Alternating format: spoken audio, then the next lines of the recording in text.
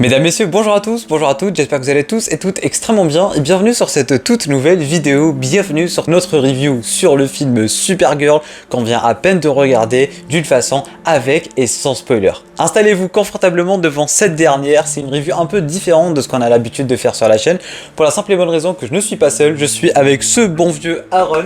Hello. Aaron avec qui on a regardé le film ensemble hier, d'ailleurs on a aussi regardé Superman l'année passée ensemble et on s'était promis de regarder Supergirl ensemble pour le coup et c'est pour ça qu'on est là pour vous parler du film tous les deux, chacun à notre façon et ça sera un peu aussi un genre de vidéo débat dans laquelle on va débattre du film, de nos avis. Installez-vous confortablement devant cette dernière et si ce format vous plaît, ce format A2 où on parle vraiment comme si on était juste deux potes, chill en mode podcast et tout, si ça vous plaît, n'hésitez vraiment pas à me le dire en bas dans les commentaires, comme ça je vais essayer de vous proposer plus de vidéos comme ça parce que c'est vrai qu'à chaque fois que je fais des reviews, je suis tout seul, je suis très objectif et je parle que du film à 100% et ça s'arrête là. Mais du coup là, vu qu'on a regardé le film ensemble, je me suis dit, allez, pourquoi pas, enfin non, c'était son idée, c'était lui qui m'avait dit pourquoi ne pas faire la review ensemble. Et du coup, j'ai trouvé vraiment que c'était une excellente idée. Alors installe-toi confortablement, n'hésite pas à prendre quelque chose à boire, à manger, parce que je ne sais toujours pas combien de temps va durer cette vidéo, mais en tout cas, j'espère que vous allez prendre le plus de kiff possible. Et sur ce, on est directement parti pour la version sans spoiler. Alors mon cher Aaron, déjà, que penses-tu du film sans spoiler? Je pensais que c'était une belle aventure dans l'espace où on suit le personnage de Supergirl. C'est un bon film qui introduit un peu le personnage de Kara Zor-El à l'écran au cinéma pour la première fois depuis les années 80. C'est vrai que la dernière Supergirl qu'on avait vue, c'était Helen Slater quand même. C'est ça. Et franchement, on a une très belle interprétation de Supergirl, je trouve. Mais Alcock gère très très bien. Par contre, on est très différents parce qu'on est tous les deux des fans de l'Arrowverse. On était assez habitués à la version de Melissa Benoist. Ouais. Et cette version est très différente, mais pas dans le... C'est pas dans le mauvais sens, c'est juste deux personnages totalement différents. La Supergirl de Millie Alcock est une Supergirl totalement différente, c'est pas la même que Melissa Benoist, c'est pas la même que Sasha Calle. Bref, jusqu'à aujourd'hui, toutes les adaptations qu'on a eues du personnage de Supergirl sont tout le temps très différentes et ça pour le coup c'est vraiment une très bonne chose. Parce que là dans le film, on a eu droit à une Supergirl qui a quoi? Elle avait 24 ans dans le film. 23. Elle avait 23 ans, elle fêtait son 24e, un truc dans le genre. Non. J'ai compris qu'elle fêtait son 23e anniversaire. Ok, elle fêtait son 23e anniversaire. Quand tu fais tes 23 ans, c'est tes 23 Ah oui, ans. dis-toi que j'ai jamais compris ce débat. J'ai jamais compris ce débat. Mais en tout cas, oui, on a une Supergirl vraiment qui a 23 ans, une adolescente. Enfin, bon, elle a dépassé l'âge d'adolescente, mais on a vraiment une Supergirl très torturée. Et on va en parler dans la partie avec spoiler, mais on a vraiment une Supergirl qui a vécu tellement de dingueries. Et elle a dit elle-même dans le film que Clark, il avait un cœur... comment elle avait dit pour le cœur de Clark? Voilà, elle avait dit que Clark avait un cœur très jeune et que elle avait vraiment vu beaucoup de dingueries. Et ce genre de dingueries, on les voit dans le film. Et en tant que fan du personnage et de Supergirl, on se rend compte que ce genre de choses, c'est quasi jamais arrivé. C'est pas arrivé de la même façon dans les comics. Genre vraiment, le personnage de Kara, on connaît un peu ses origines dans les comics, mais là pour le coup, elle a des origines très différentes et elle a vu vraiment son peuple mourir 2 fois, on va dire, et ça l'a vraiment démoli. Et ça pour le coup, je trouvais vraiment ça très intéressant parce qu'on avait aussi un très bon contraste entre les deux personnages principaux. On avait Supergirl et on avait Ruthie, et comme dans les comics, elles ont un genre de relation grande sœur, petite sœur. Et du coup, on a tout le temps Kara qui essaye de défendre Ruthie. J'ai vraiment trouvé leur alchimie très cool. Dis-moi ce que t'en penses toi. Oui, je trouvais que ça avait très bien fonctionné. Ruthie est assez similaire à celle de la version des comics, c'est très cool. Pareil pour tout ce qui est de Crème ou tous les autres personnages qui sont censés être dans le comics qui ont été adaptés dans le film. À noter aussi, bon on n'y est pas encore, mais que le méchant de Crème est bien plus terrifiant que dans les comics. Pour ceux qui l'ont lu. Et si... Ouais, ça c'est une chose. D'ailleurs, le film aussi a adapté... Le film a traité un sujet très cool. Le film parle littéralement de pédophilie. Voilà, on le dit dès maintenant, le film dénonce la pédophilie du début jusqu'à la fin avec les méchants Crème et les... Comment elle s'appelle là? Et les bandits, voilà. Et du coup... J'ai adoré le sujet pour la simple et bonne raison que c'était ça aussi qui avait un peu drive l'histoire du début à la fin, parce que même Ruthie, à un certain moment, elle voulait se venger de Crème qui a tué toute sa famille, et ça c'est dans les comics et dans la bande-annonce parce que c'est littéralement le pitch du film, mais du coup elle voulait se venger, mais elle-même est une cible en fait. Et ça, pour le coup, c'est très intéressant parce que Kara a été obligée de la suivre et d'aller avec elle pour l'aider d'un côté, mais aussi pour la sauver et pour la surveiller. Visuellement, le film est vraiment magnifique et faut le dire, pour moi, ça tabasse sur Superman visuellement. Sur 90% des plans, ça tabasse Superman. En termes d'image, en termes d'action, je trouve que c'est bien meilleur que Superman. On est vraiment tous Oui, d'accord. que ça soit visuellement, que ça soit en termes de cinématographie, en termes de CGI, en termes d'effets spéciaux, en termes vraiment de tout ce qui est visuel dans le film, c'est vraiment super beau. Peut-être il y avait un moment ou deux à la bataille finale où tu te dis ah ça sent un peu le fond vert et ça fait mal aux yeux, mais à part ça, visuellement le film est vraiment très très beau. Ça fait aussi un peu Gardien de la Galaxie, c'est un film genre c'est vraiment une aventure un peu punk rock dans l'espace et tout, et pour le coup vu que les Gardiens de la Galaxie sont un peu la base dans ce domaine, c'est vrai que ça ressemble aux Gardiens, mais à part ça, c'était vraiment très très cool et visuellement encore une fois c'est très très beau. Il n'y avait pas forcément tout le temps des super gros plans larges, il n'y avait pas un peu ce filtre grisâtre un peu des films du MCU et des derniers films, et ce filtre un peu gris et orange qu'on voit tout le temps dans Superman. Pour le coup, visuellement c'était très beau et ça arrive vraiment à jouer avec les temps de coucher de soleil, avec la saturation, parce qu'on a aussi à chaque fois des planètes différentes, une planète avec soleil rouge, soleil jaune, soleil vert aussi, et ça vraiment c'était vraiment très très cool. Du coup voilà les gars, tout ça pour vous dire que allez vous faire votre propre avis sur le film, vraiment, faites-vous votre propre avis, n'écoutez pas les critiques. Exactement, ouais ça tombe à pic. N'écoutez pas les critiques, le film est vraiment très très cool, les personnages sont très attachants, et pour le coup il n'y a pas forcément 10 000 personnages à suivre et tout, comme ça tu vas t'emmêler dans l'intrigue. Il y a vraiment les deux personnages principaux et tous les autres ils sont là parce qu'ils sont dans leur chemin et il y a des interactions, tu passes partout, mais vraiment c'est Kara et Ruti, et Kara qui raconte son histoire, mais surtout une Kara qui grandit dans le film, parce que de base c'est vraiment c'est une héroïne, une anti-héroïne même, qui en a marre de la vie et qui est juste là en train de picoler dans des planètes de soleil jaune, et plus ça avance dans l'intrigue, plus ça avance dans sa rouge pardon, et plus ça avance dans l'intrigue et dans sa relation avec Ruti, plus elle se rend compte que elle vaut mieux que ça, et du coup tout le film c'est vraiment le périple de Kara pour changer et pour devenir vraiment une bonne personne et une super héroïne accomplie. Bref, je pense que c'est tout pour cette partie sans spoiler. On peut commencer à spoiler, je crois. Juste à noter que le film reste une histoire assez simple. Faut s'attendre à beaucoup de différences par rapport aux comics, où comics c'est plus traité comme une épopée fantaisiste dans l'espace, alors que le film, qui dure qu'1h40, non 1h50 pardon, ouais, chose comme ça, 1h50 avec les c'est 1h40. Ça a plus été transformé comme une aventure directe dans l'espace. Ce qui est très cool, appréciable, mais faut pas s'attendre à un copier-coller. Voilà, il faut ni s'attendre à un copier-coller, ni s'attendre tout simplement à un super méga giga gros blockbuster et tout. C'est une aventure très très cool, des personnages attachants, du combat, de l'action, et ça s'arrête là. C'est pas forcément le film du siècle ou quoi que ce soit. Mais n'empêche, ça reste quand même un bon film, parce que c'est vrai que de nos jours, les gens s'attendent toujours à des Avengers Endgame ou des films qui cassent tout, multiverse, machin et tout. C'est un film, on va pas dire terre à terre parce que c'est dans l'espace, c'est une aventure comme t'as dit, c'est cool, tu apprends à connaître les personnages, tu t'attaches aux personnages, et ça s'arrête là. Et pour finir, la musique du film, enfin le thème du film en général, et tous les thèmes du film, que ce soit les thèmes ou les musiques qu'il y a, c'était génial, marquant. C'était banger, c'était très marquant. Il y a des gens, j'ai vu des gens sur internet dire que le thème du personnage n'est pas reconnaissable ou quoi que ce soit, mais foutaise. Le Supergirl est, il est clairement pour moi iconique. Clairement, ouais. Avec un deuxième, troisième visionnage, c'est bon, le thème de Supergirl va devenir aussi... Enfin, je veux pas dire aussi connu que Superman, parce que Superman, c'est aussi énormément inspiré du Superman classique. Mais là, pour le coup, le thème de Supergirl est vraiment très très cool, et il est vraiment bien utilisé. À chaque fois qu'il y a vraiment des instants héroïques, épiques et tout, le thème est là, et ça fait vraiment plaisir. En spoil.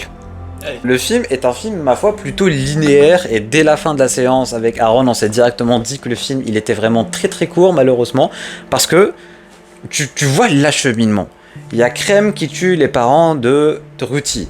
Ruti qui rencontre Kara, Kara qui va aider Ruti, elle rencontre Lobo, elles vont encore chercher Crème, Crème les trouve, elle s'est fait défoncer, après elle le retrouve, soleil vert, hop, bataille finale, c'est terminé. Vraiment, il y a un acheminement de fou furieux qui te dit que il n'y a pas forcément de... Enfin, il y a des transitions rapides, mais il n'y a pas forcément un truc où tu te dis, ouais, on prend un peu notre temps.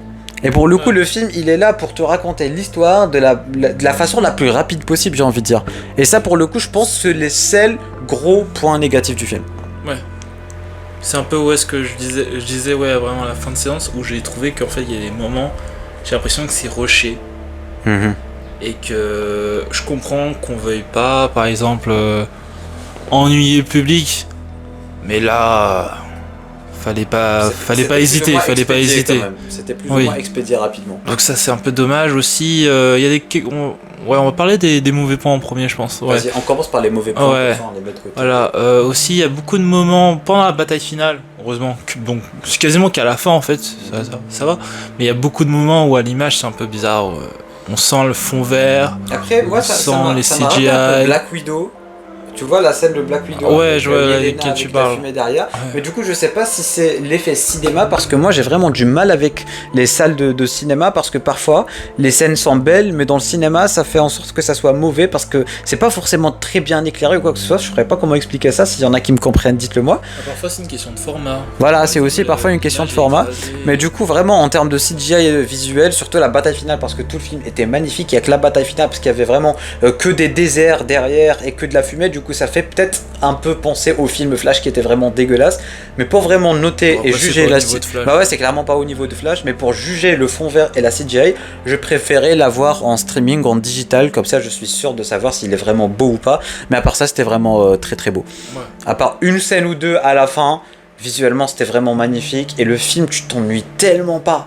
Voilà, il a dit que c'était un truc pour ne pas ennuyer les fans, mais tu t'ennuies tellement pas, parce que du début à la fin, chaque 5-10 minutes, il y a une scène de combat, il y a une scène drôle et tout, et pour le coup, même l'humour du film est tellement bien dosé. Le film est sérieux quand il doit être sérieux, il est drôle quand il faut être drôle, il est touchant quand il faut être touchant, parce qu'il faut en parler, mais... les Kryptoniens dans le film et la relation entre Kara et ses parents, Kara et Clark, mais surtout les parents de Kara, qui, on avait dit dans la partie sans spoiler, mais c'est des origines totalement différentes. Je te laisse un peu raconter. Ouais, une grosse différence qui m'a bien marqué pendant la séance, c'est que Kara est née après la destruction de Krypton, pas avant. Du coup, Kara n'a pas vécu à Krypton, mais elle a vécu à Argo City. La seule ville qui a réussi à survivre à l'explosion de Krypton, grâce à son père, où là du coup j'ai confondu Zor-El. En fait, je confonds Zor-El et Jor-El, hein, j'ai rien à apprendre. Ouais. Donc là c'est Zor-El. C'était Zor-El. Qui a réussi à créer un bouclier pour protéger l'île d'Argo City. Bah, pour le coup, ça c'est très Comics Accurate. Oui, Argo ça, City, dans beaucoup d'adaptations, elle a toujours fini par survivre, et même parfois il y avait des adaptations où Kara ne le savait pas, comme par exemple dans la série Supergirl. Ouais. Mais globalement, ce qui était très intéressant, c'est que oui, elle a vécu après Krypton, et du coup elle a vécu à Argo, mais ils se sont rendus compte que Argo, enfin tout le sol d'Argo était rempli de kryptonite, et du coup c'était en train de tuer littéralement tous les habitants d'Argo City petit à petit, dans Lara, non c'est pas Lara, c'est Allura, pardon, dans Allura, la mère de Kara. Du coup Kara a vécu heureuse pendant quelques années de sa vie, et à un certain moment le sol de la planète est devenu, c'est quoi le terme? Enfin, bref, la planète est devenue infectée au voilà, ça s'est infecté, et la planète est devenue invivable pour les Kryptoniens, et par conséquent, on a même assisté à la mort de Allura, la mère de Kara. Elle voyait l'état de son père se détériorer petit à petit, et pendant l'enterrement de sa mère, elle a rencontré Krypto, et du coup, c'est ça aussi qui fait en sorte que sa relation avec Krypto soit aussi importante, parce que elle a tout perdu et il lui reste plus que Krypto et Clark. Et d'ailleurs, il y avait un truc qui m'a fumé de rire, mais pour le coup, c'est un truc que j'aime vraiment pas dans cet univers. Tu vas voir où est-ce que je veux en venir. Mais quand durant l'explosion de la planète Krypton, on a vu la capsule de Clark sortir de la planète. Et du coup, il y a tout le monde qui a dit « Oh, c'est le dictateur qui sort !» C'était quoi le terme? J'ai oublié. C'était l'enfant qui doit conquérir les mondes. Voilà, ils ont dit « Ah, lui, c'est l'enfant qui va conquérir les mondes !» Mais je me suis dit « Non, ils vont pas retcon ce qui a été fait dans Superman. » Et quand je vois la différence entre Clark et ses parents, du coup les parents de Clark qui lui disent « Va faire un harem, mon fils, va avoir des enfants, va conquérir la planète !» Et là t'as les parents de Kara qui lui disent « Sois bienveillante ma fille, sois une gentille, sois une super héroïne !» Et ça me fume peu après dans l'histoire, s'il y a Jor-El qui a fabriqué une capsule pour envoyer Kara et tout, et ça nous a aussi donné une scène très très cool de notre bon vieux Superman. J'adore ce mec. Cette scène, elle me fait adorer le Superman de David, mais il est tellement gentil. Il est tellement gentil, salut, je sais pas pourquoi je crie. Après, il lui fait une blague en kryptonien, lui dit mais pourquoi il porte un slip, mais David, je l'aime trop. Oui. Puis c'est vraiment bien qu'ils aient adapté un truc aussi des comics quand il y a Supergirl qui réapparaissait après Crisis, où ils ont retcon Supergirl. C'est que de base, elle parle kryptonien. Tous les kryptoniens parlent leur propre langue. Et Superman ne parle qu'anglais parce qu'il a toujours vécu aux États-Unis. Et là, on voyait cette différence un peu de. Ils se parlent, mais. Ils se comprenaient pas, mais ils ont quand même sorti tous les deux qui pouvaient un peu se faire confiance quand même. Voilà. Et d'ailleurs, en parlant de langue aussi, il y avait un truc très intéressant, c'est que Kara parle plusieurs langues. Et ça vraiment, c'est très très cool. Parce que Clark, c'est limite un terrien, il connaît que le terrien. Il connaît que...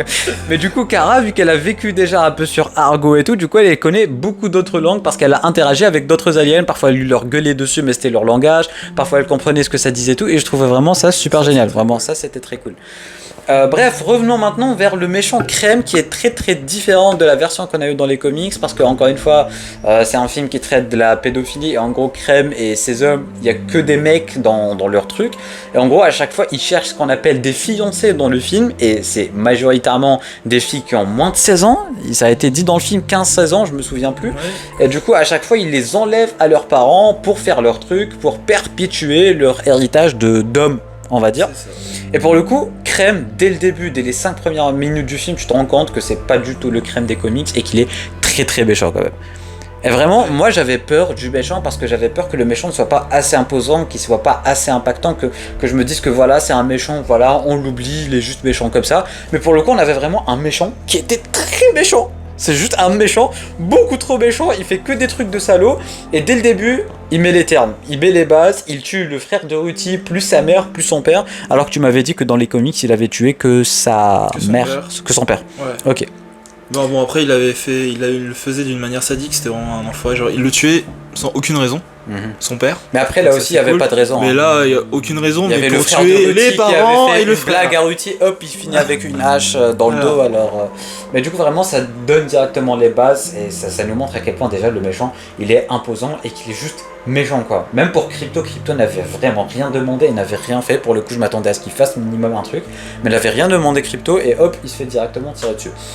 Et c'était un peu ça la ligne directive du film, dans le sens où on a vraiment une Kara qui va juste aller essayer de sauver Crypto, et par la même occasion elle se rend compte que Ruthie aussi va...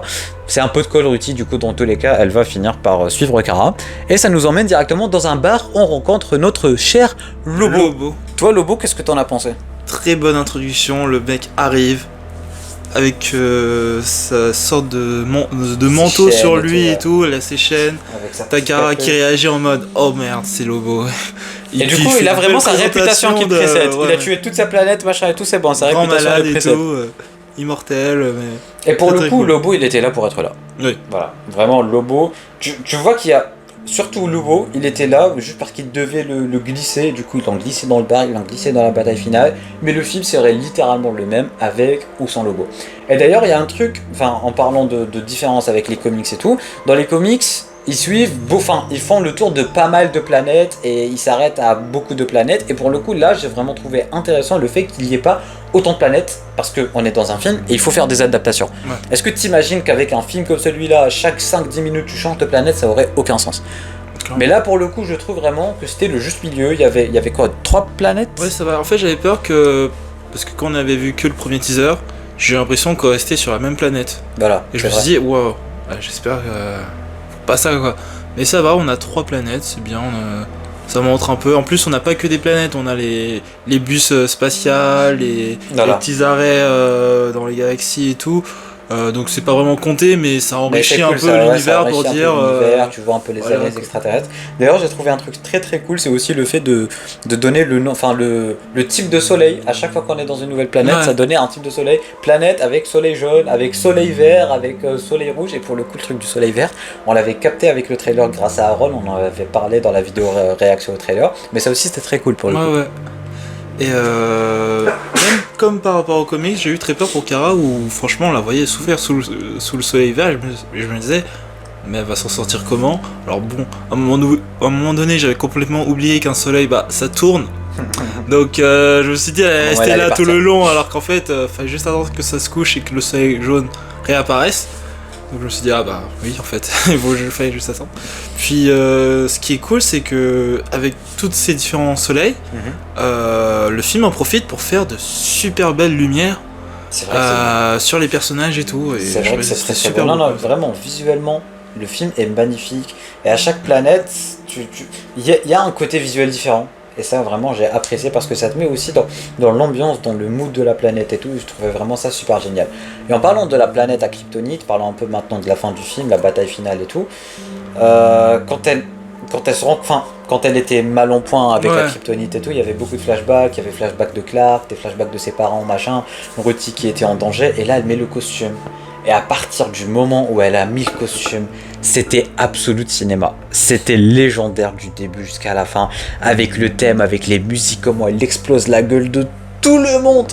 Vraiment, elle était en roue libre, elle défonce tout le monde et après elle va sauver les fiancés. Elle fait un énorme cratère avec sa vision thermique, elle fait flipper tout le monde, elle est beaucoup trop forte. Mais après, on a aussi eu une scène de ralenti, un peu comme quand dans Superman avec Mister Terrific, où il y avait Ruthy au milieu et Kara qui défonce tout le monde et tout. C'était légendaire. Vraiment, en termes d'action, le film, ça arrache. En termes de puissance, en termes de power scaling, ça te montre à quel point elle est puissante en tant que kryptonienne. Parce que Clark, on voyait jamais ce côté kryptonien super puissant. Oui, on le voyait pas. On voyait plus le côté humanité dans le. Exactement. Mais là, pour le coup, c'était comme.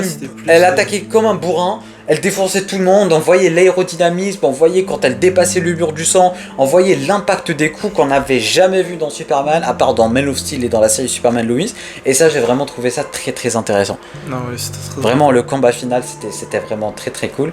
Puis il y avait vraiment beaucoup de moments qui étaient très cool à regarder, où souvent on avait des plans sur comment ça se passait dans le corps de Kara quand elle se faisait empoisonner par la kryptonite, qu'on se voyait qu'elle se faisait contaminer, ça, cool. Et puis au moment où elle réussit à ressortir et se rapprocher du soleil, elle reguérissait, c'était super beau. Et la musique, encore une fois, très iconique, ceux qui me diront le contraire, je suis désolé, vous n'avez pas de goût musical. La musique, elle est vraiment très cool. Mais vraiment, oui, le combat final, c'était trop beau du début à la fin, c'était absolu de cinéma. Kara qui va enfin embrasser, je sais pas si ça se dit en français, mais embrace son côté. Embrasser sa destinée. Voilà, elle embrasse sa destinée de kryptonienne, de héroïne, elle met le costume de Clark. Et juste après ça, elle se rend compte que c'est bon, elle en a marre des fêtes, elle a évolué parce que Ruthy n'arrêtait pas de lui faire la remarque. Oh, t'es encore bourré? Oh, arrête de te bourrer, je veux pas devenir comme toi, hein. moi je veux me venger et pas devenir comme toi, juste à essayer d'oublier tout ça et tout. Après, faut pas se mentir, c'est vrai qu'au tout début du film, elle donnait pas de bonne image d'elle. C'est vrai qu'elle donnait vraiment une très mauvaise image parce que vraiment c'était un personnage dépressif, elle a perdu ses parents, sa famille, elle a pas de famille, elle a personne, et à chaque fois que Clark l'appelait pour essayer de faire en sorte qu'elle vive sur Terre, qu'elle fasse des amis, qu'elle se fasse des connaissances, à chaque fois elle lui disait non, j'en ai rien à foutre, ouais, j'ai pas de famille, machin. Et à la fin du film, elle finit enfin par rentrer sur Terre. Et là, la scène était vraiment très cool. Déjà, Clark qui est tout le temps sur son canapé, ça me fout de rire. Et puis moi, à la fin du film, qu'est-ce que c'était beau aussi. Genre, c'est marrant parce qu'en fait, on a l'appartement de Clark, le même appart qu'on a vu dans le film Superman. Il est aussi entré de la même fenêtre aussi. Oui.